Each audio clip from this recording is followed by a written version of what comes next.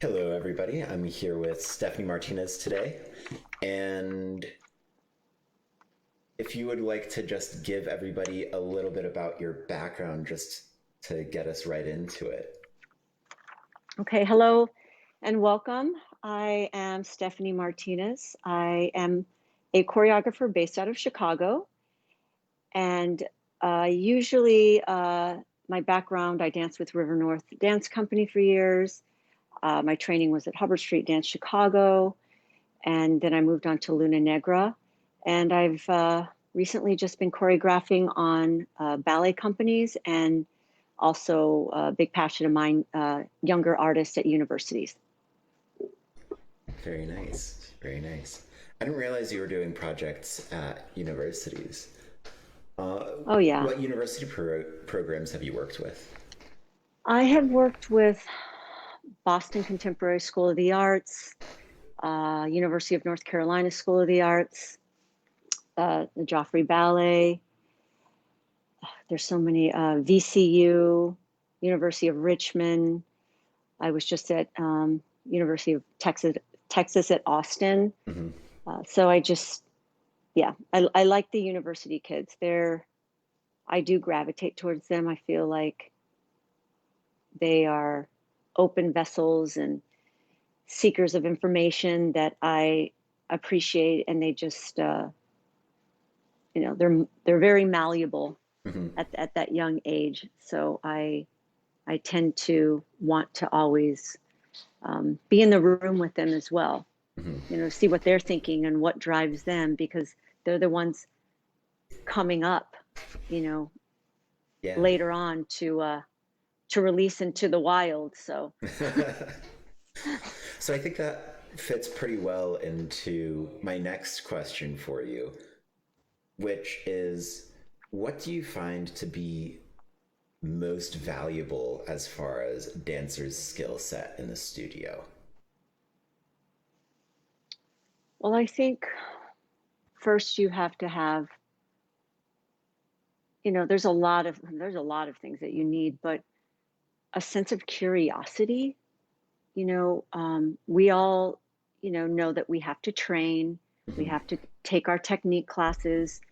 That is really important as well. So your tool is fine, which is your body, your technique, uh, whatever dance place you're going to go into, whether it be a ballet company, a modern, more of a contemporary, a hip hop. I think your tool needs to be on point and fine tuned for whatever you're going into. I'll say that first. Hmm. Just being conditioned, physically conditioned, so that you can execute uh, the things you want to execute with uh, the level of excellence that you are looking for and the standard that you want. First, I'll say that. Secondly, I think you have to have a healthy sense of curiosity when you're in the room. Again, I say seeker of information, and you know, this is a tough career. You have to have a real passion for dance and wanting to investigate the body and how it moves and why it moves. So I think a lot of those elements have to come together, and I think that makes not just like a dancer, but the segue into like being an artist. You mentioned finding the motivation to what's actually making you move. Hmm. As you choreograph, what's important for you as far as building out that motivation? Uh, what are the things that you think about as you're starting to build pieces? Well, for me personally, when I start to create, when I first started, it was really step oriented. I just thought about the steps and what they were and the music that I liked. And that's good. That's definitely a very important part. But for me personally, the older I get, just the more I do it, I try to think about conceptualizing first. And if I don't if I don't know where, why, how, I don't think anybody else is going to. Hmm. So that is crucial for me, just as a maker of things, which happens to be in dance, that I try to investigate those questions about, like, where are the audience, where are the dancers, why are they there, is it daytime, is it nighttime, where are they coming from, did they last just see left somebody that, trying to make a loose narrative with each thing that I do so that the dancers are clear, um, when they start to work. Hmm. So it's not this like vast wide thing that we're doing, but it's specific, um, to what I'm trying to say, and that takes a lot of restraint on my part, and coming up with phrases and source material that fits and belongs, instead of just making things and putting all these ingredients and then everything's mushed together and no one really knows what's happening. Hmm. So I think me editing myself, I'm finding that I'm able to do that a little bit more as I get a little bit more experience every time I make a work. When does that editing process tend to happen for you? Is it actively in the studio, or do you tend to spend a lot of time on your own doing that? Or kind of both. Be honest, like I tend to over choreograph, and then I go back and I look at videos, or I will go and do my homework when I get home Hmm. and say, okay, well, that's just too busy, or that's not really necessary, or like, again, going back to Like my those key concept. pieces of your. Yeah, those key pieces, and saying, is this fluff? Is this just happening because I want to fill some space, or does it really belong here? Mhm. So I'm constantly asking myself, and trying to have like an introspective view of what I'm doing. Mhm. So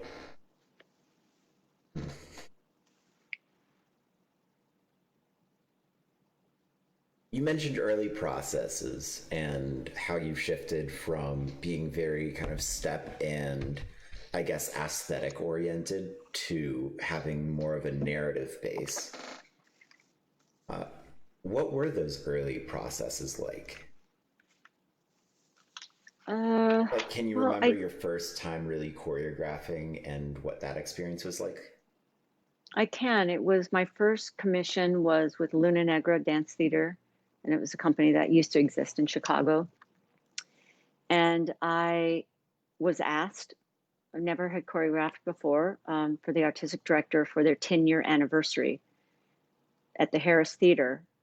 And I thought, and I just stopped dancing. So physically, I felt very confident about the steps and what I could make, but I was struggling more, again, conceptually, of like the why. So I had a lot of time to do this. I mean, I had 3 weeks, which is, not always the case now, Yeah. but I did go through a lot of different versions, and feeling like I was unsure at times about the choices that I was making.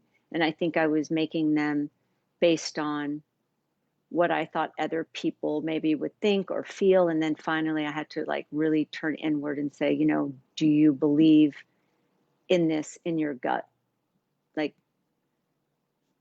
go inward again, and really, and I do care what the viewer thinks, and I do want them to feel a part of it, but reaching all around trying to guesstimate what the What the response is going outcome to would be. be. Yeah. Yeah, it was maddening to me, and I had to stop doing it. Mhm. And I still struggle with that a little bit, but I just have to move past it, and do work that my I'm not going to say it's a motto, because it isn't, but when I make work, I always ask myself, would you want to watch this? I think that's an important question to ask, and it's part of how we end up editing things appropriately to fit our narrative. Because we recognize that the audience has a kind of limited attention span. So if there's too much that isn't necessary, the audience kind of fades away after a while. Yeah, I think it can't be all ba ba ba ba or you have to have an arc Mm-hmm. to what you're doing. Even if it's not a narrative or story ballet, there even if you're working just simply abstractly and with architecture Yeah. and how you want to move bodies through space, I still think that there needs to be um, like an art to what you're doing, and it's not just in dance. It's in painting, it's in singing, it's in acting. So I look at it now through different lenses than just a dancer's brain. Yeah. How do you think about music when you're making that decision? And has that changed with the fact that you are thinking more narratively now than you were before? Oh, absolutely. I don't even, if I'm not sure about what I'm doing or what the environment is, I can't root down in music. I just, now it's just like I feel paralyzed almost by it if I don't have some sense of like the environment and moving through a trajectory path to the next scene and the next thing and then if I don't really know that, I can't thread it together and I don't know what I should be using because emotionally or mood wise, I have to know kind of what comes next so I can, so the music informs the next thing or surprises the next thing or catches someone up. So I have to start, So that you're I able have to to use it work in that way. intentionally. Yeah, intentionally, not just like, oh, I really like this song. I'm gonna use it. I can listen to it. It doesn't necessarily mean I need to use it for something. If again, if it doesn't fit. Yeah. So it's. I think that's one of the most time consuming. I don't. I don't know if audience members. I know choreographers and dancers and other people, artists, but it's very time consuming to uh, sift through music Yeah. and look for music. I mean, I joke around saying that I feel more like a researcher Yeah. than a choreographer because the amount of back work that we do as researching in music, concept, um, is enormous. It's a lot. Even before you go into the room, the steps are the last thing that I do, and that happens really in the room with the dancers because one step doesn't fit all, and I think I feel that there's another answer to one of your questions is that I used to be this is a step, there's no room for interpretation, this is what it is. And it's like that sometimes with me. I'm very deliberate, but I also like to make room for the artists that are actually in the room and in the process with me. I feel for me personally, it's crucial that I know who they are when they're moving and not just put stuff on them that doesn't feel authentic. Okay. Having worked with you on Otra Vez during the season here at Northwest Arkansas Ballet Theater, how does your process differ in that sense from resetting a work versus staging a brand new work?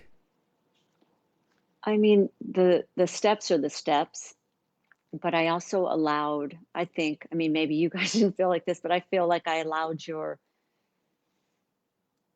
personal, you know, touch to, in the room.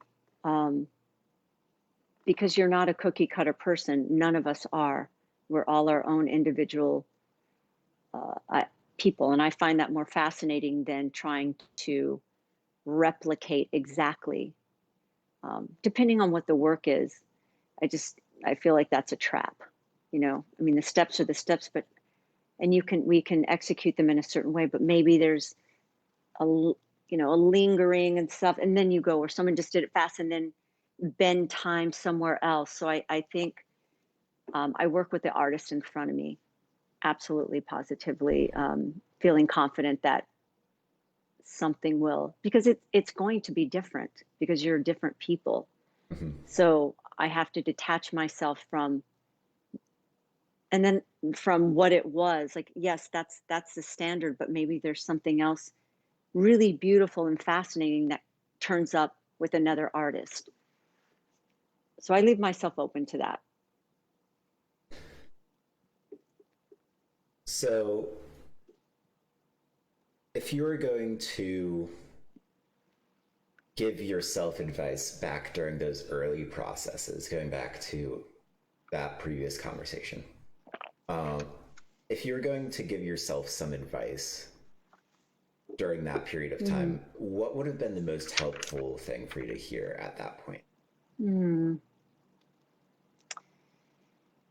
Uh, I think to be less judgmental, a little bit more patient with myself, because I was just at the beginning of it and learning, and again being mindful of how I'm trying to execute something. And you have to find opportunities for yourself when you're a young choreographer, and to have, again, I say the curiosity, but it's true, to um, work with different vocabularies, work with different types of dancers. Don't just hone in on just one type of dancer. I think because you will need a toolbox of different skills. Mm-hmm. And unless you like, I just want to do classical ballet, and that's fine. Then that's what you go for. But I think um, trying to get familiar with all different types of dance and ways of moving, and opening up your brain to different ways of experiencing uh, the way a body can move. Yeah. Because I thought I had, like, just this is the way it's done, and it wasn't.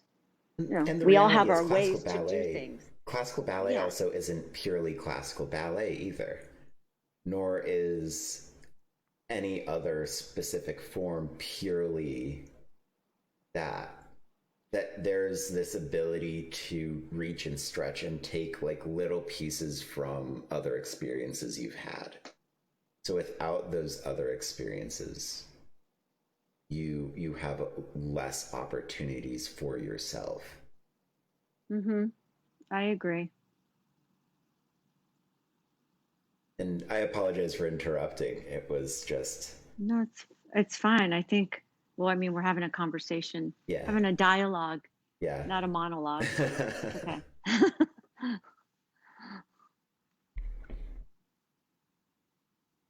The thing that I feel bad about is I entirely lost my train of thought because I was going to lead that into something. And I totally just, as I was reaching the end of the statement, lost the piece that followed. It's okay. It'll come back. Yeah, it will eventually. We'll get back to it. But until I get a little bit unstuck, when you feel stuck as a choreographer, what do you do to get unstuck? I say this because I mean, it it happens to all choreographers. This is not uh this happens. And if you don't get stuck, then you're probably not making anything interesting, or pushing yourself, um, and breaking your own habits. I think for me, I get stuck most when I'm trying to break habits that I have. And first of all, I try not to panic, um, because everyone's looking at me for the answer. And I honestly, I'd take a deep breath, and if I can't get through it, or I'm not sure where to go, I'll just say, I don't really know what to do right now. Let's have a hold here. Let's have a space, and then we'll come back to it, and I'll perhaps go work on something else. And usually I can find my way back to where I was stuck, or I just call it a red dragon. And I mean, what I mean by that, it's like it keeps going on and on and on and nothing's changing. And I was like, okay, let's let's get rid of it. Let's completely start over. So I use, sometimes it's just something. It's like if I'm writing and I just crumble it up and I just go, start over, do something different. It's hard because of time, and I don't know if I have the time to start over, or I'll just chop the part out and then enter something else in. Hmm. So I go through a couple of different ways, but usually I just take a deep breath and work on something else in the room, and then give myself a little bit of distance so I can not be so obsessed at that moment, because it will become an obsession for me to solve it. Hmm. And sometimes I do, and sometimes I don't. So it's a toss up depending on also like my mood. Sometimes I dig my heels into the ground, like, you're going to do this and we're going to finish it and we're going to figure it out. We're going to figure out And this then specific moment right now. we're doing it. We're going to, and then other times, like, let it go and come back. Hmm. So it really depends on, I think, the day and where I'm at in the process. What does your And usually my dancers will help me. Usually the dancers are there to support us. yeah. So they jump in, well, what about this? Or how about this? And I'm like, yes, I like that. So again, it's this conversation that we're having, and I'm not just talking at them, but we're really working together. Yeah, generating a dialogue so that the process continues to flow. Mm-hmm. Again, losing my train of thought. I'm doing great on that today, but we'll be all right.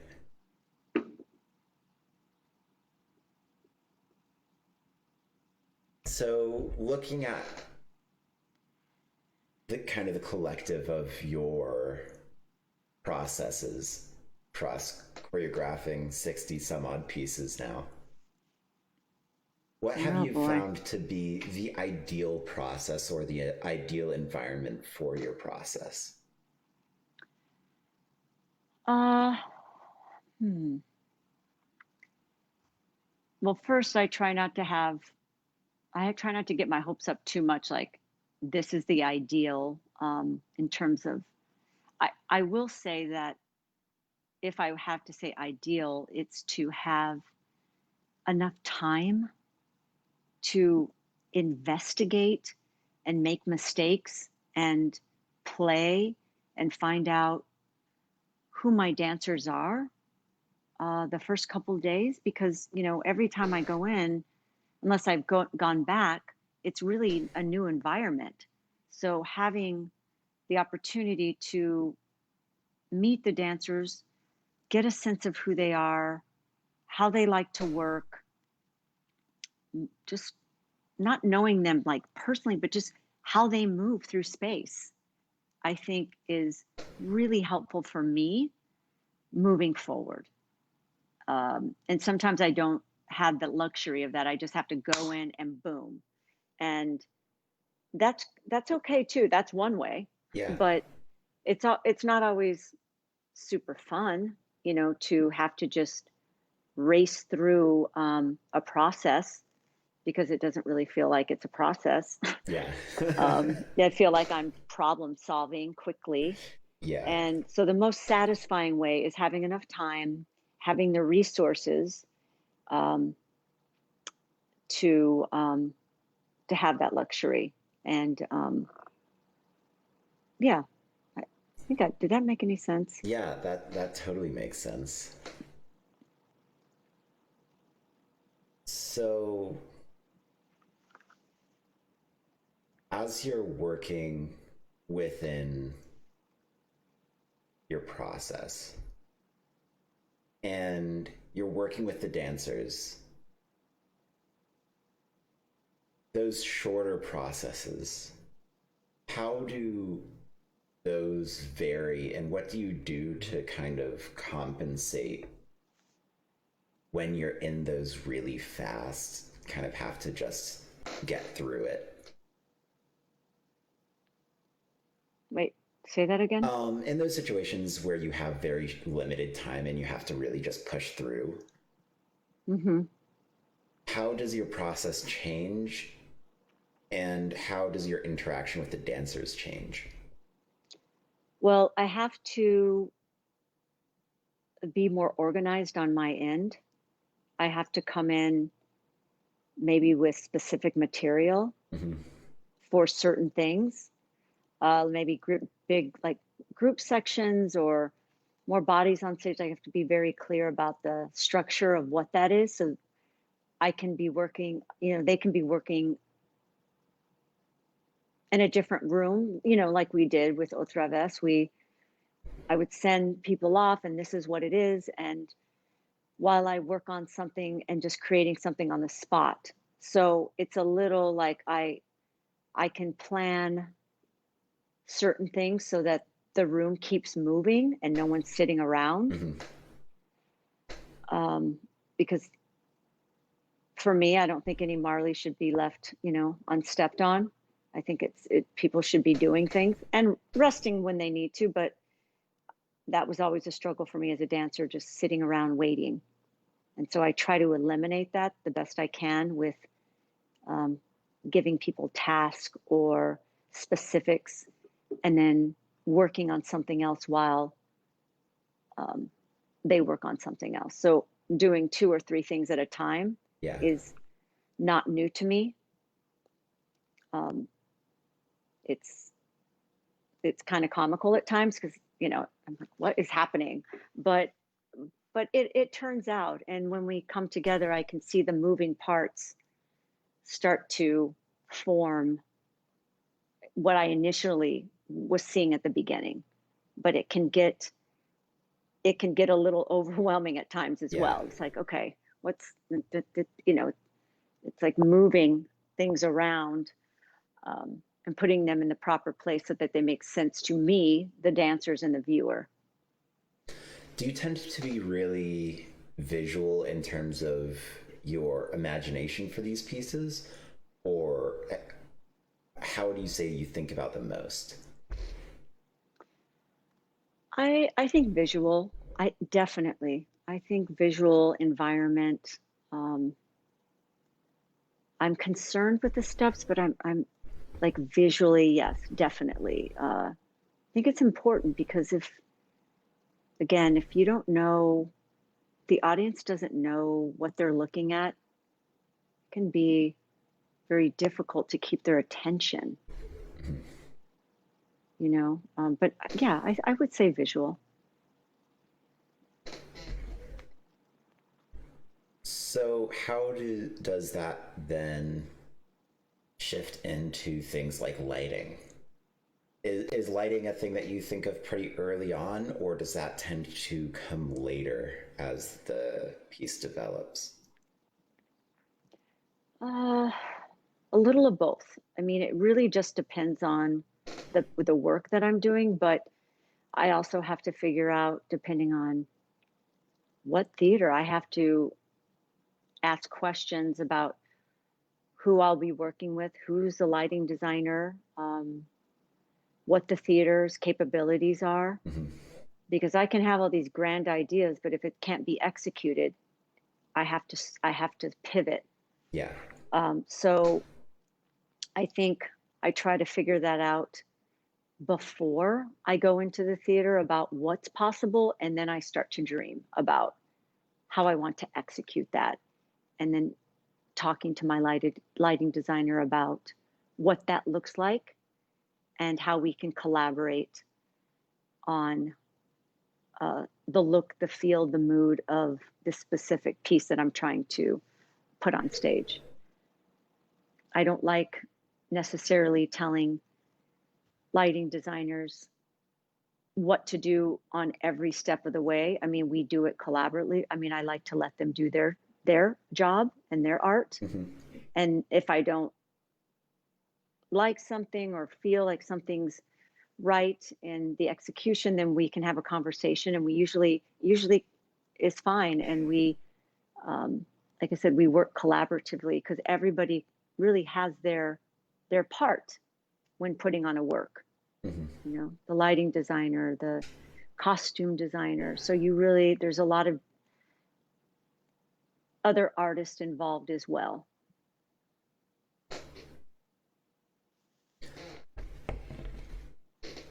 In terms But if I of, don't like something, I'll definitely shut it down. yeah, yeah, You of know, course. I mean, you're steering the ship. It's your job to shut exactly. it down if it's not working. Yeah, yeah. I mean, yes, exactly. And I've learned the more experience that I get to shut it down immediately if I don't like something, um, and to find a solution, and not letting anything go or slide that I don't approve of or that doesn't feel um, authentic or with my vision. Mhm. That is key to me. As you're interacting with those other artists in other fields like costume designers and lighting designers and um, maybe set designers, what are the key pieces that you think are most important to maintaining that cohesive visual? Well, I think to not get too busy, to really think about having everything be a support to one another. You know, the the choreography is supported by the structure of, things that are on stage, or the costumes support the vision. So I feel like it needs to be in alignment so there's not all of these different things that are competing with each other Mhm. when to look at for the viewer. It's one thought out, thoughtful idea through the whole um, span of the work. So I think that's really always the discussion when working with a team, is that we're all on the same page and nothing is taking from something else when that's not the goal, or if that is, like, okay, we're gonna, like, and then it's going to be about this. So to make really deliberate decisions about anything that's on stage, from lighting to scenes, also to the costumes. And the costumes sometimes can look one way, and then the lighting, if it's not right, it will completely flush out anything that was made. So that is a whole other behind the scenes element that I think is really crucial and important when moving forward after I'm with the dancers in the studio. So it's a little bit of prep work before, and then definitely tightening up the vision at the end. Gotcha. So lots of companies right now are moving toward video, at least for the short term until we're able to get back into theaters. What has your experience been with that? In terms of, In terms of um, whether it's creating your general interaction with companies, how has it shifted into the current moment? well, I think because we're all in like a holding pattern, I think that for me personally, I'm just having to rethink about how I'm going to share, the art form with the public, and what does that look like. So, it has to be on a social media platform, and and really being open to learning something new, and learning something that me personally, I've never really been huge on social media, or on, that wasn't something that I really gravitate towards. I really like being in the room personally. So how do I start to move past that way of thinking, because we need to. we all need to, and I don't think necessarily this is the platform that it's going to be. Mhm. We need to get back on stage. So let me be clear about that. I don't think this is the new way of doing things. I think it's one way of doing things, Mhm. and the way we need to do it right now to survive and to keep, um, you know, dance in the forefront, like it was when we were on stage. But for the time being, to the hope is that companies, big and small, will start to collectively shift and look at new ways of doing things online. Um, because again, the research that I've done is that, again, people's attention spans, they're small. I think a part of gathering or going to shows, it's a social thing. You go out, you see people, you go to dinner, you if you're going to go see an hour and a half show or 2 hour show, there's a whole commitment to it where you get dressed, you know where you're going, you meet friends, and then you go to the show, and then maybe you go to coffee after. So it's this long commitment that we and that viewers do and that patrons do to go to a show. You know what I'm Yeah. saying? Like, so I think that's the ritual that people love and long for. But until we can get back to it, how are we as artists going to keep their interest in what we're doing and, um,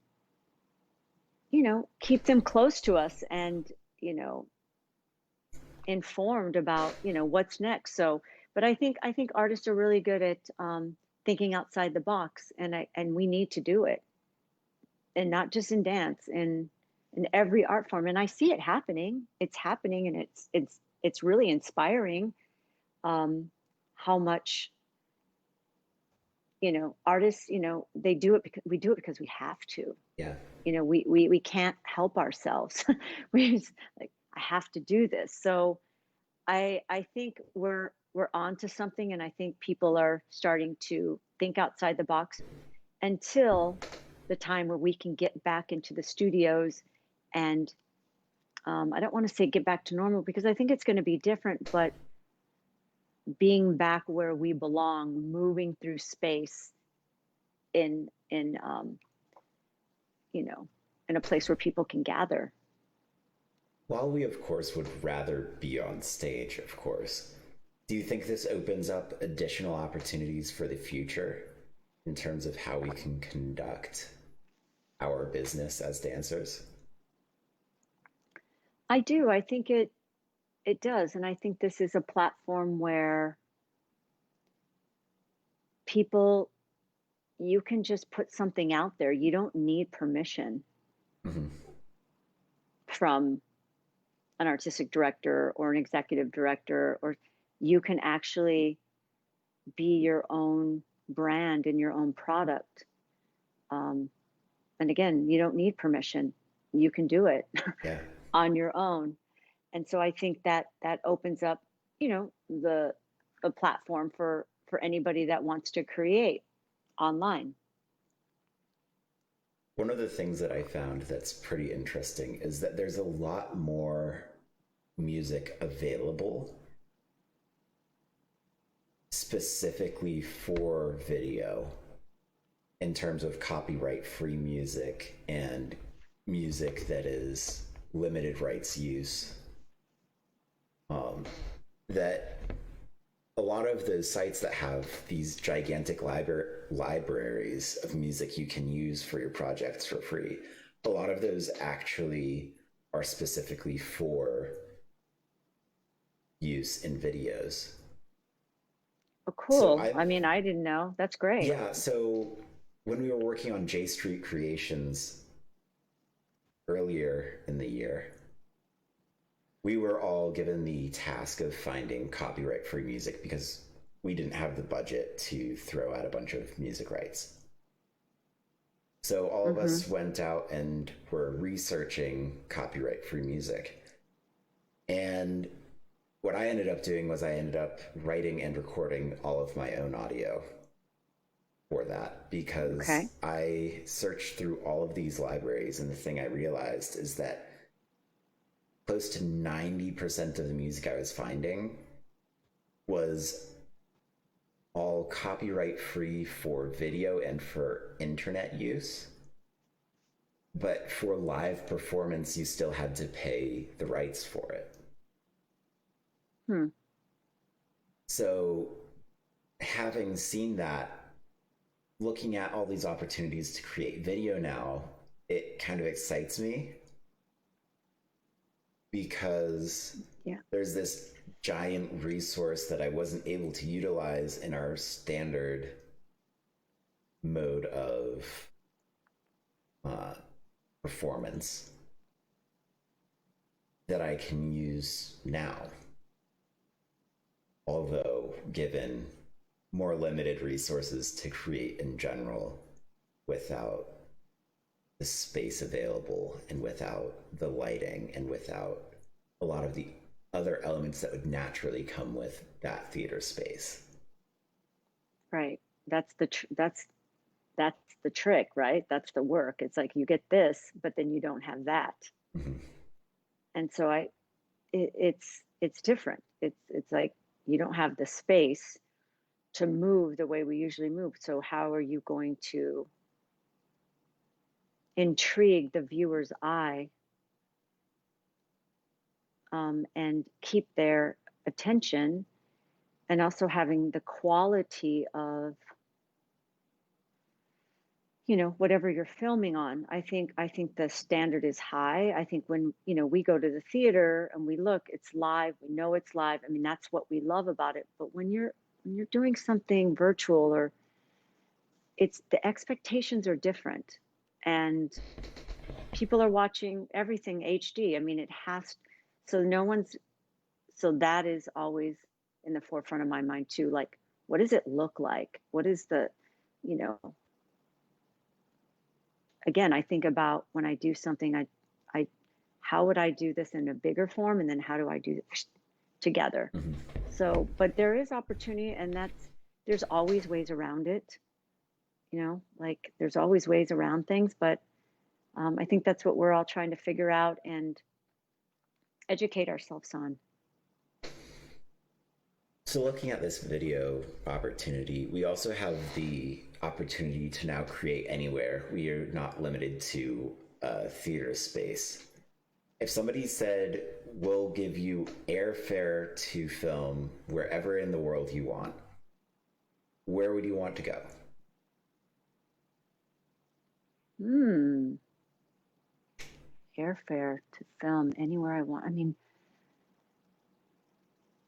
I think, ooh, that's a good question. I mean, given, like, let's say you can have as many or as few dancers as you want, like, you don't have any creative limitations.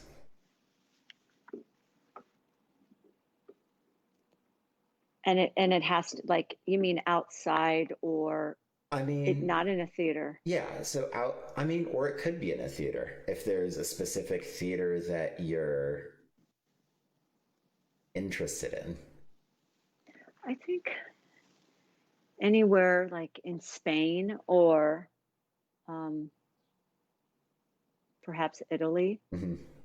something that has like a feel of like period or time Yeah, attached to it. That sounds lovely and interesting to me. yeah, Just the architecture alone, and just, it's built into, it's so gorgeous and beautiful that, um, it's already just the history and the nuance is, it's just built into the cultures there. mm-hmm. As I was writing that question, the thing I was actually thinking of myself was there's this giant, almost courtyard out in front of one of the cathedrals in Barcelona. Mm, And that's what I was mentally envisioning was actually Barcelona, Spain. yeah. Um, so when you said Spain or Italy, immediately I went, I know why. That makes sense to me. I can, Yeah, I mean, there's so much history and, built into both of those cultures and many other ones. I mean, I was supposed to take a trip to Greece and then go to Parma and then Rome, and that was all canceled. And I wanted to go and just get inspiration, and then it was, cut off. But I still have my mind, I still have my imagination. That's where it starts. mhm. So, And we have so much access to things that can inspire that imagination with the internet. oh yeah, oh yeah. But there's nothing like the real thing. There, yeah. It's, but we still have resources, and that's what we have to do right now. Yeah. And then when the time comes, you'll get to do your trip Yeah, and you'll get to see all of those things in person. exactly. It'll happen. So, what are you working on right now? I am, well, Orlando Ballet. I'm also working on a project coming up with Verb Ballet, Oh, um, about, I can't really go that much into it, but um, about the temperature of what's happening now in our society. And so we're start to try to figure that out and what that means. mhm. Uh, are we is it going to be next year? Is because it's going to be a piece that is toured and to a lot of different cities. So what does that look like? Or if we're still in a holding pattern, what does that look like virtually? Mhm. So I'm trying to wrap my head around that. I'm also, let's see, working with National Choreographic Institute, where I'm mentoring about 25 choreographers, and for a 3-week period, starting in another week. So getting to know them, you know, and warming them up, and it's all going to happen virtually. So that should be interesting. Yeah, that'll be a totally different experience than we usually have. Oh yeah, oh yeah. I mean, and I really, like I said, I gravitate towards. I think mentoring is really important. I think it's uh, something that we need more of in the dance world.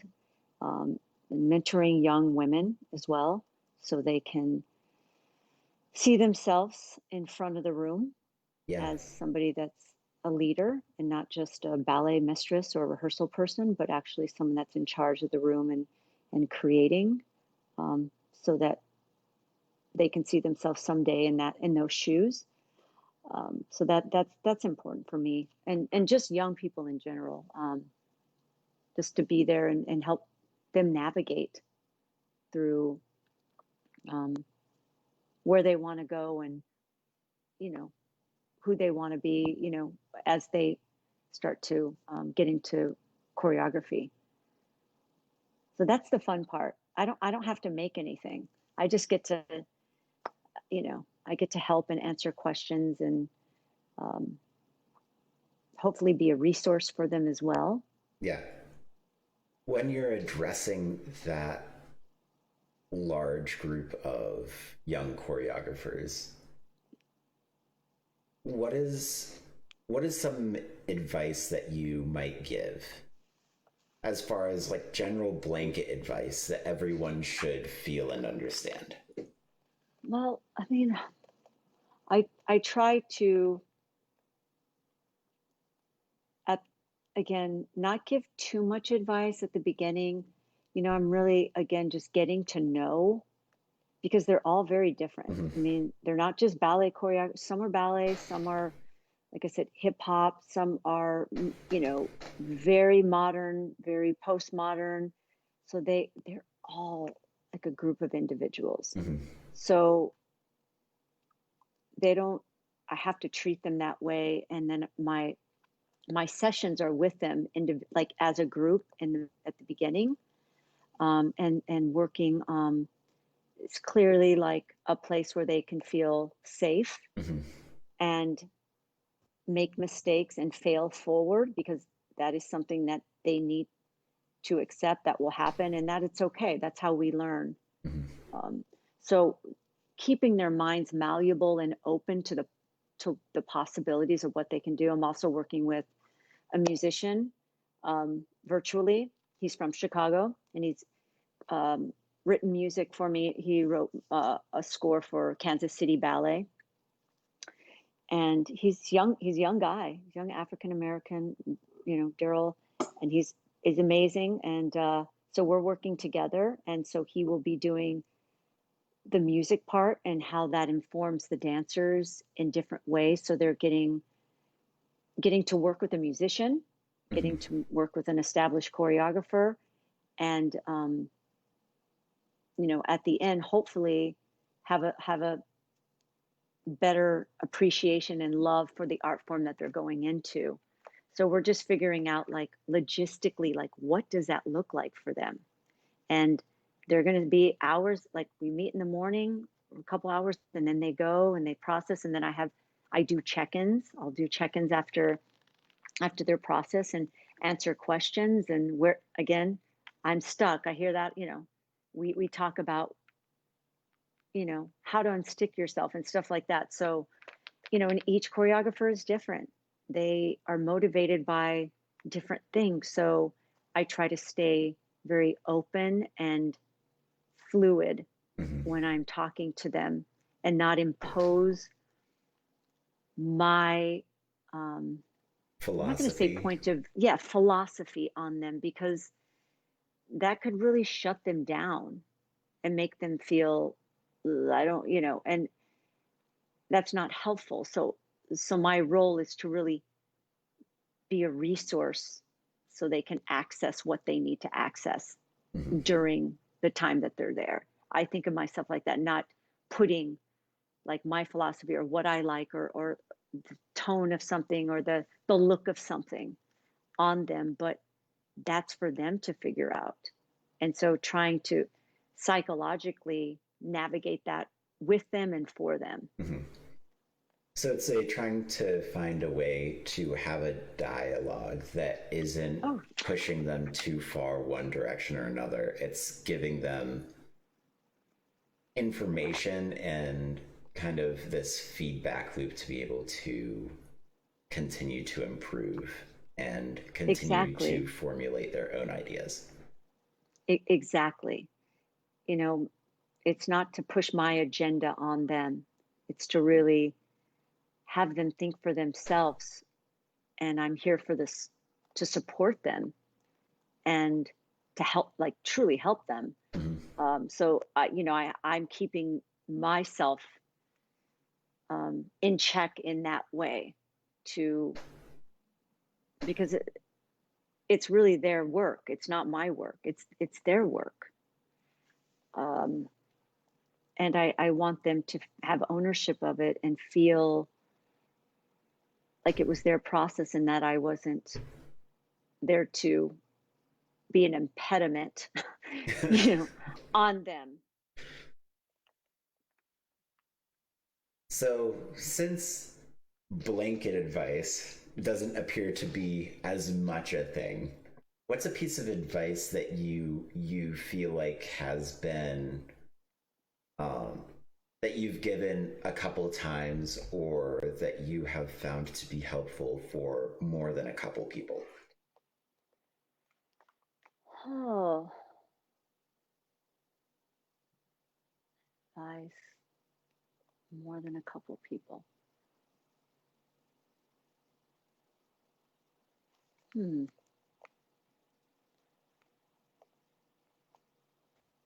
Um, I think if I mean I'm going to talk about the younger dancers. Like, if they're having a bad day, or if something they're really struggling with, and that can be even personally, to take a moment, maybe to go outside, or to take a deep breath and come back in, and use that to motivate themselves to find something new. Mm-hmm. Um, because you know, I think when you're younger, the sensitivity level that you have is very heightened, and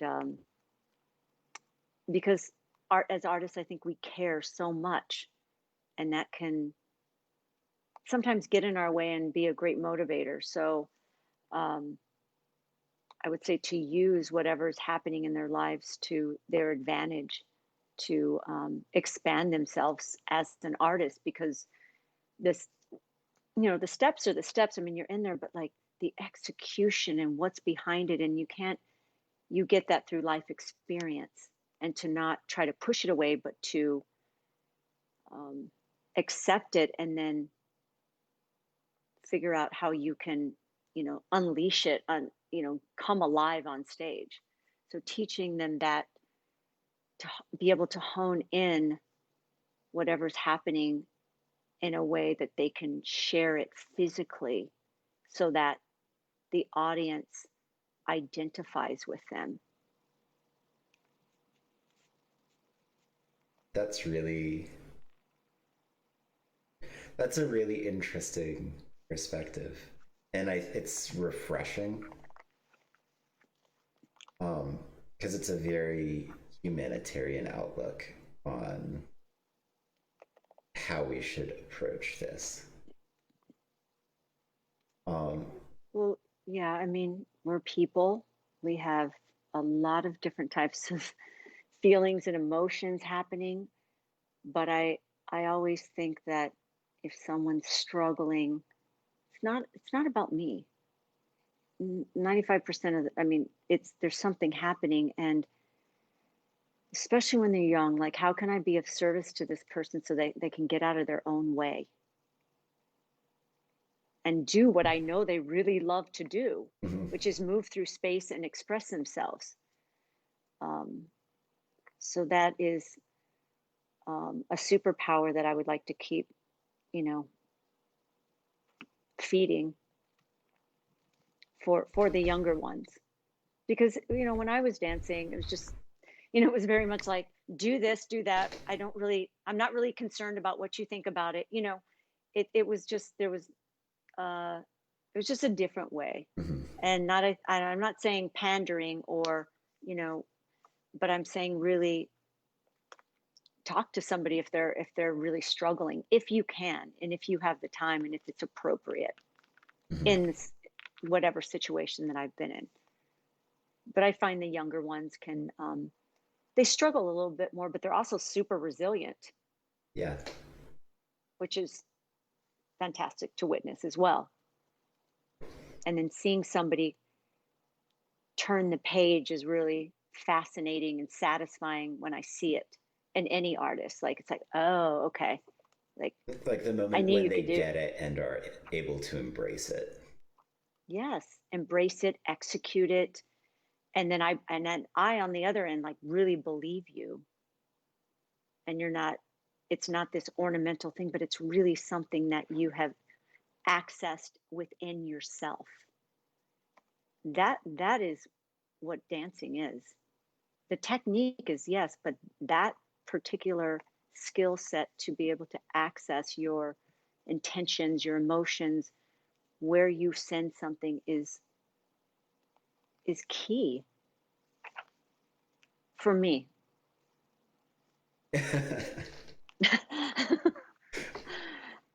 Hopefully other people as well, but Yeah, yeah, I would think so. It resonates pretty well with me. Um, so you mentioned a project with Orlando Ballet as we started this conversation. Um, what is that about? well, it's going to premiere tonight. It's called Dance Accelerator, and it is on through Orlando Ballet. Go to their website. It's from 7 to 8 p.m. Eastern Standard Time. And it's basically a look into how we can, like what we've been talking about, how we can share virtually when we're not in the theater. So there's each choreographer gets 90 seconds to the duration of what they want to say in their piece, which is not very long. You have to, there's going to be judges. from the commercial world, producers, and then artistic directors. So they're going to be watching and then asking questions at the end. So you pitch an idea for a larger work, and then you show your work, the 90-second, I call it a trailer, so to speak, or an elevator pitch, and then at the end, the judges or whoever else is watching will start to ask you questions about what they just witnessed. So is that actually an opportunity for people like myself that will be watching tonight? Is that an opportunity for them to be involved directly in this process? I don't know the viewer. I think the judges can ask questions, but maybe the viewers can type in questions Okay. or be a part of it. I'm finding a little bit more today, but I do know that the judges will be like, we'll have a Q&A at the end, but I think the other audience members will be able to hopefully ask questions and type in your questions. Gotcha. How many other choreographers are involved in this? There's three other choreographers, and they're from the Orlando Ballet, and I'm the, you know, they wanted an established choreographer, and I thought, this sounds fun. It sounds outside the box. It sounds like something I've never done. Working with Zoom has been interesting. Yeah. It's there's a lot of, it wasn't designed for dance, but I think, and the goal was to do it live. So it's, most people in their content that is out, it's edited and then they put it out. But having something live in real time was the hard part, I think, in choreographing it, because there's, timing is everything. Yeah. And timing in a small screen, and when things go on and off, and the continuity of something, and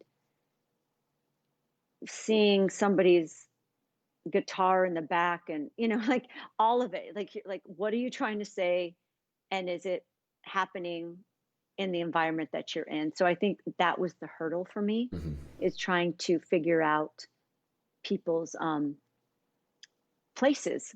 Take me around your apartment, let me see what's in there, that kind of thing. Mm-hmm.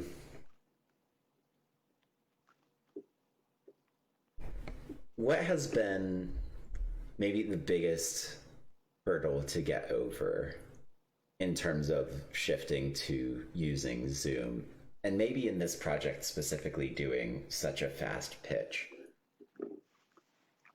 There's been a lot, to be very transparent. There's been a lot of, this is, I mean, I there's think that, naturally a big learning curve. Like, it's a lot of things at sure, the same time that we don't do often. never do. Yeah. I mean, not often, never.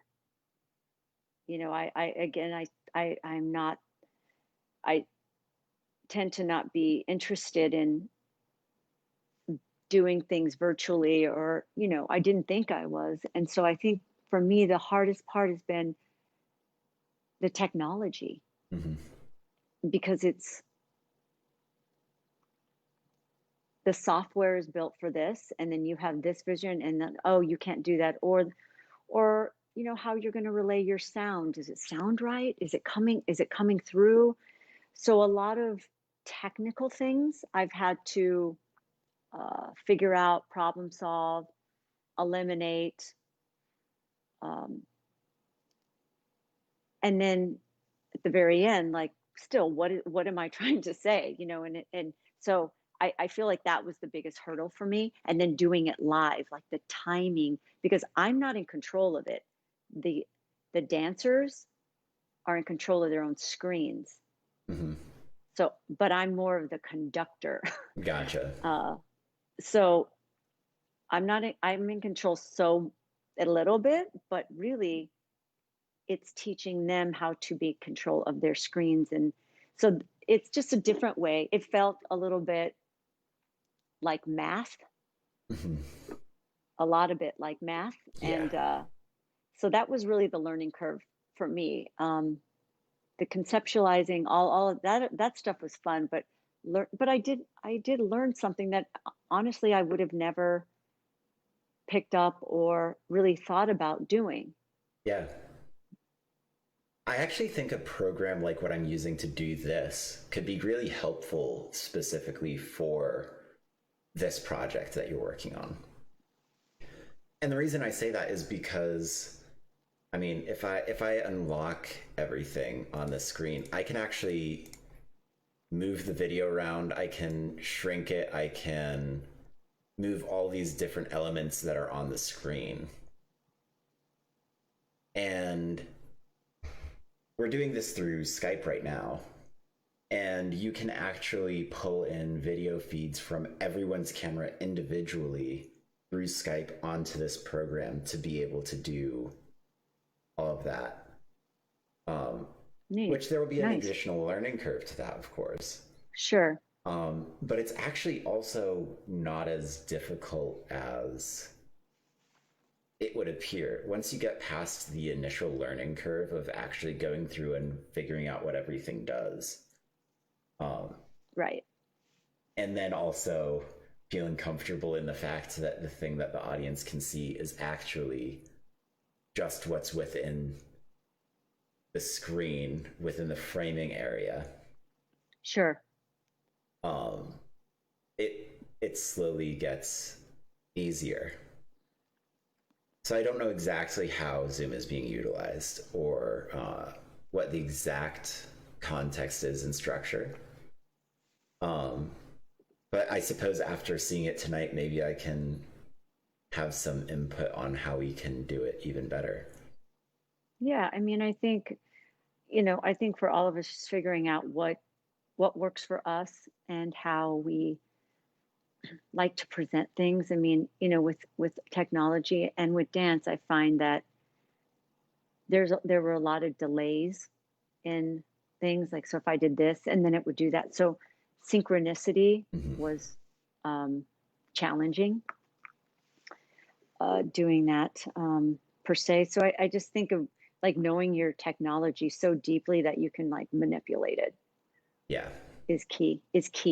And for me, I was just learning technology and I thought people go to school for this kind of stuff, Yeah. like learning it really quickly and then having to um, create in a platform that I've never done. And so it was just a lot of elements that were just brand new. Yeah. But I'm still here. I'm okay. Some frustrations, but I got through them. I was like, let's figure it out. Yeah. So I don't know what your schedule is at this point in terms of your meetings that you have later today.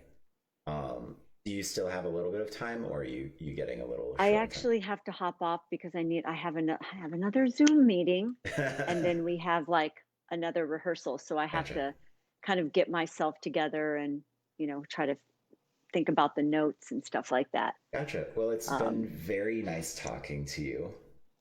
well, thank you for having me. And maybe we can do another one of these down the line in the future as things start to resolve themselves. That sounds great. That sounds fantastic. Well, thank you so much, and uh, be well, stay safe, and keep creating. I aim to. Thank you so much, Stephanie. Okay, bye bye. Bye.